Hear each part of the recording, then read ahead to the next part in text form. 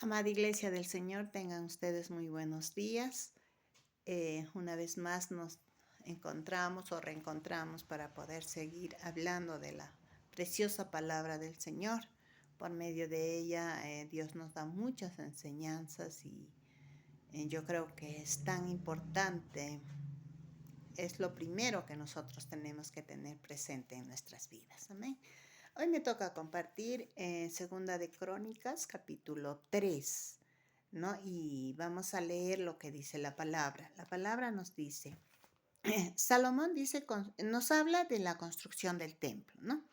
Salomón comenzó a construir el templo del Señor en Jerusalén, en el monte Moriah, donde el Señor se le había aparecido a David, su padre. El templo se construyó en el campo de trillar de Araúna, el Jebuseo, el sitio que David había elegido. La construcción comenzó a mediados de la primavera, durante el cuarto año del reinado de Salomón. Estas fueron las medidas que Salomón usó para los cimientos del templo de Dios, según el antiguo estándar de medición. Tenía 27 metros y medio de largo por 9 metros de ancho. La antesala que estaba al frente del templo medía 9 metros de ancho, coincidía con la anchura total del templo y medía 9 metros de alto. Medía 9 metros de alto, dice, ¿no? Pero acá nos especifica según la antigua medición, dice, estándar que tenían, ¿no? No sabemos cuál era esa medida, hermanos, ¿no? Entonces, pero acá nos especifica a las medidas actuales. Bien, y acá también nos dice, después revistió el interior, dice, de oro puro, ¿verdad? Así nos está diciendo la palabra. Yo quiero que tomen mucho atención donde dice revistió el interior de oro puro, ¿ya? Este lugar, dice, había sido previamente identificado como la era de Ornán Jebuseo, ¿verdad? Así nos dice la palabra. Pero también se ubica como, o lo llaman también como el monte de Moriah. Y estas colinas eran las mismas donde Abraham, recuerdan, donde Abraham ofreció a Isaac, ¿verdad? Está el monte Moriah. Y esto podemos verlo, para que ustedes lo constaten, en Génesis 22:2. Y en este mismo conjunto de colinas, hermanos, fue donde Jesús moriría más adelante en la cruz. Y eso también lo podemos ver en Génesis 22:14, donde Abraham dice, llamó a este lugar, el Señor proveerá. Y Cristo, hermanos, recordemos, fue la provisión eterna de salvación para nuestras vidas, ¿no? Ahora, y lo que me causa admiración, hermanos, es la utilización del oro que hicieron o que usaron para el templo, para este templo que construyó Salomón, ¿no? Y vamos a leer un poco de esto, ¿no? Dice en el 5, cubrió el salón principal del templo con paneles de madera de ciprés, luego lo revistió de oro fino, lo revistió de oro fino. ¿Se imaginan que era como cuando nosotros revestimos nuestra casa con cemento y todo eso? El templo era totalmente revestido, dice, de oro puro, hermanos, ¿verdad? Así nos dice la palabra, de oro fino, y lo decoró con tallas de palmeras y cadenas. Adornó las paredes del templo, dice, con hermosas joyas y con oro. Las vigas, los umbrales, las paredes y las puertas de todo el templo. Todo era lleno de oro, ¿verdad? Ahora nos dice también acá, e hizo grabar, dice, en las paredes figuras de querubines, ¿no? Entonces, acá podemos ver, hermanos, y recordemos que todo tenía un significado en la Biblia, en la palabra del Señor, ¿verdad? Todo tenía un significado, todo tenía un porqué, todo tenía un mensaje para el pueblo, aún actualmente hay un mensaje por medio de cada cosa, de cada detalle que hizo el Señor en este templo. Siempre nos manda mensajes. Hay un significado para cada cosa. Por eso yo les digo, el significado, ¿no? Acá en la Biblia nos habla del oro, ¿no? Los estudiosos de la Biblia dicen que el oro significaba la santidad. Porque el oro, dice, hermanos, la santidad. ¿Por qué? Porque el oro se procesa, hermanos, aproximadamente a 1064 grados Celsius. Imagínense, qué bárbaro. ¡Qué fuego, hermanos! Es un fuego, ya no sé, ¿no? ¿Cuál será ese fuego que es tan intenso y tan fuerte, ¿no? Entonces, ¿por qué es pasado por este fuego, hermanos? Para ser procesado y para que pueda salir un oro finísimo, finísimo, hermanos, un oro totalmente procesado y fino. Y de esta manera, al ser procesado, salía un oro puro y fino.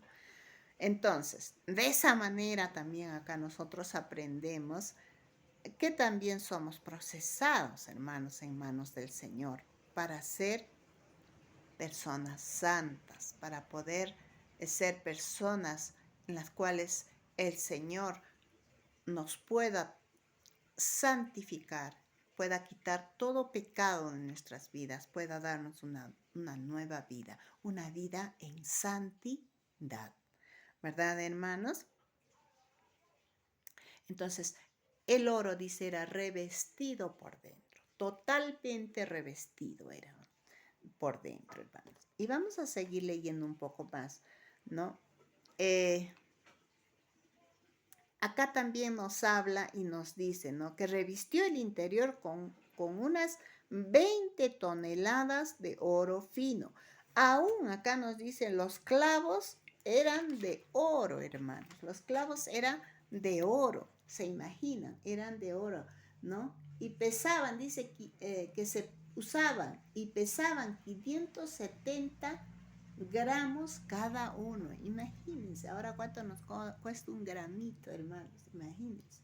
También revistió, dice, de oro las paredes de las habitaciones de la planta alta.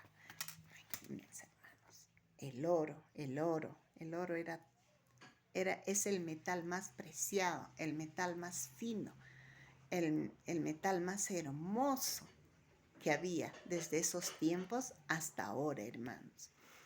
Y también vemos, hermanos, que nos habla que esculpieron muchos querubines dentro del templo, ¿verdad? Dice acá, hizo 2 figuras en forma de querubines, las revistió de oro y las colocó en el lugar santísimo, ¿no? Acá, y también nos habla de que dice la distancia entre las puntas de las alas de los querubines que estaban de pie uno al otro lado. Eran querubines grandes, hermanos. Grandes. Eran querubines grandes, pero de puro oro. De puro oro, hermanos. Y no solamente los querubines estaban dentro del templo, sino que también estaban, dice, bordados. Los querubines figuraban bordados, hermanos, en todas partes. Ahora, ¿qué significan los querubines? Eran considerados guardianes de la gloria de Dios, hermanos. Y también señalan la presencia y majestad de Dios, los querubines, hermanos. Por eso, al ingresar al templo se ven, dice, querubines por todas partes, hermanos, se veían querubines, ¿verdad? Por todas partes habían querubines, ¿no? Como se veían en el cielo, ¿no? Como se veían en el cielo, dice, ¿no? Se veían querubines en el templo, montón, en todas partes, como se veían en el cielo. Y podemos ver en Salmos 81 que nos habla de querubines. Pero yo quiero, y también en Isaías 37, 16 y en Ezequiel 10:3 nos hablan de los querubines. Y yo quería hablar de Isaías 37, 16. ¿Qué nos dice la palabra de los querubines, hermanos? Ya vamos a verlo. En Isaías 37, 16, ¿verdad? Y acá dice, miren lo que dice de los querubines la palabra y del Señor. Oh Señor de los ejércitos celestiales, Dios de Israel, tú estás entronizado, es decir, entronado entre los poderosos querubines.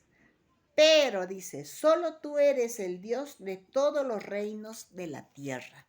Imagínense.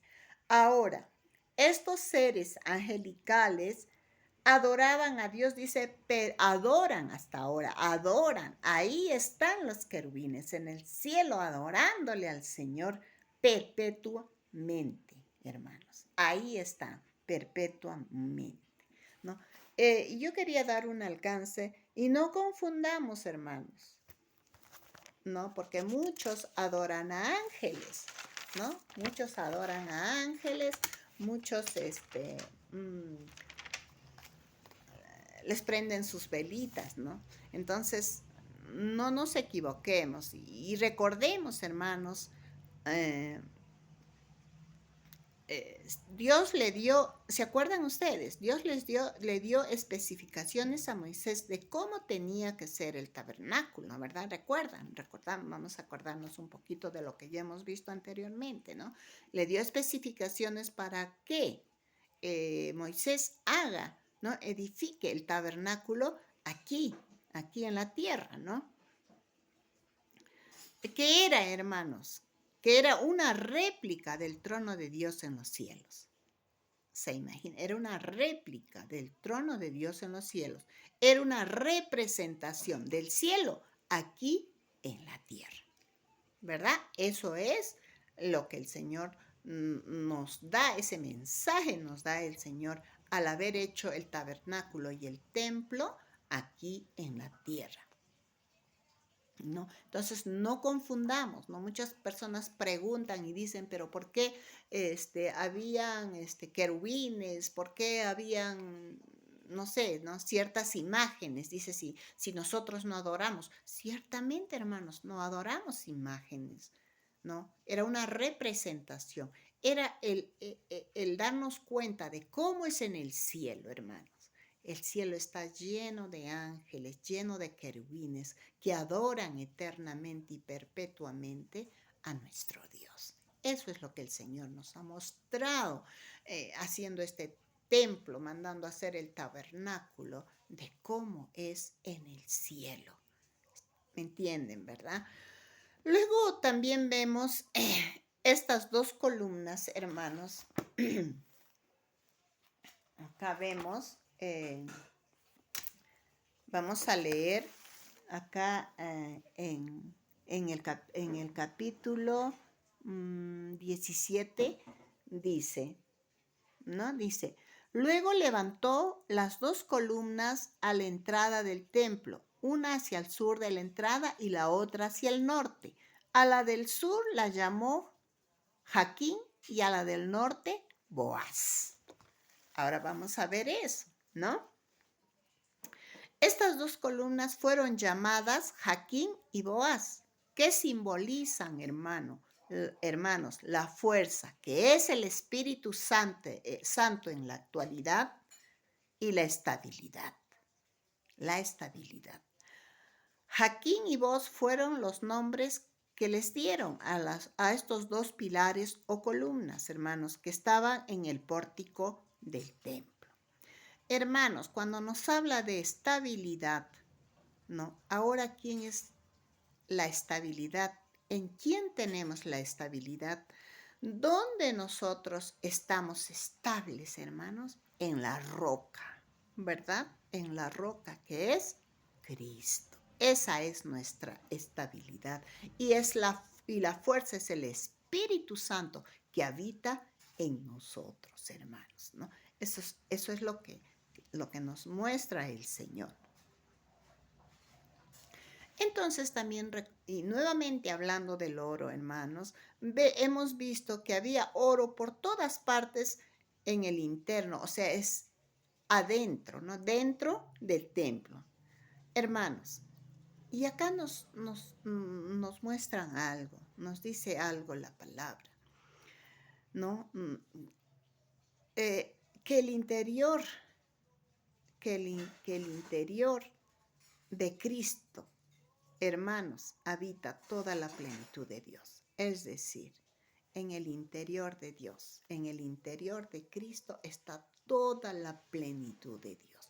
¿Por qué nos habla del interior, hermanos? ¿Por qué nos habla del interior de Cristo y de la plenitud manifestada en el interior de Cristo? ¿Por qué, hermanos? Porque de esa misma manera nosotros tenemos que vivir en santidad y tener plenitud interna de Dios en nuestras vidas. Tenemos que internamente ser santos, hermanos. Internamente tenemos que tener esa plenitud que Dios nos ha dado, pero internamente, hermanos. De eso nos está hablando el Señor. Y eso lo vamos a ver en Primera de Pedro, hermanos. En Primera de Pedro, vamos a ir a Primera de Pedro.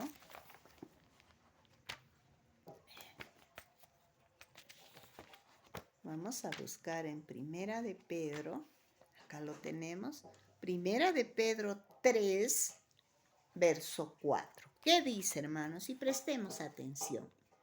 En cambio, dice, en cambio, vístanse con la belleza interior, la que no se deshace, la belleza de un espíritu tierno y sereno, que es tan precioso a los ojos de Dios. De eso nos habla este oro que había sido totalmente cubierto por dentro en el templo. De eso nos está hablando, hermanos, ¿verdad? Entonces, hermanos, pero tengamos presente que ahora el templo eres tú y yo. Ahora habita en nosotros el Espíritu Santo de Dios. Antes en el templo de Salomón habitaba la presencia de Dios, ¿verdad? Pero ahora nosotros, por medio de Cristo, en nosotros habita la presencia, el Espíritu de Dios habita en nosotros, hermanos. Por eso tenemos que mantenernos santos y puros. Pero también si recordamos, hermanos, que el templo era muy hermoso, que las personas que veían se quedaban pero totalmente sorprendidos de ver tanta hermosura de este templo. Hermanos, era tan hermoso. ¿De qué nos habla también el Señor? De que esa belleza interior, de que esa santidad interior que nosotros debemos tener, hermanos, se manifiesta también por fuera. Se ve en nuestro rostro, se ve en nuestra vida. Y eso también nosotros tenemos que hacer, hermanos, ¿no? Entonces, la hermosura tiene que ser espiritualmente y físicamente. ¿Por qué les digo esto, hermanos? Porque tenemos que cuidar nuestra, nuestra, nuestro parecer, nuestro físico, nuestra alimentación, nuestra forma de vestir, nuestro aseo, como lo decía en un momento la pastora. Todo eso tenemos que tenerlo hermoso. Este cuerpo, esta figura, hermanos, su figura, hermanos, tiene que mantenerse hermosa, hermanos. ¿Por qué? Porque es el templo de Dios. Es el templo donde habita, una vez más le repito, el Espíritu Santo de Dios. Entonces tenemos que cuidarlo, ¿no? El oro significa ¿qué? La santidad y es interior, ¿no? Pero por fuera se veía también el templo que era muy hermoso. Y eso es también nuestro cuerpo, nuestro físico, hermanos. Entonces, ese es el mensaje que nos da Dios para que nosotros podamos tener en cuenta que todo lo que anteriormente, el templo, el tabernáculo, lo que había dentro de ellos, nos manda un mensaje ahora a nosotros, porque nosotros somos el templo del Espíritu Santo, hermanos. Amén. Espero que me hayan entendido, hermanos. Que Dios los bendiga, que tengan un día de victoria, que el favor y la misericordia de Dios estén con ustedes. Gracias, hermanos.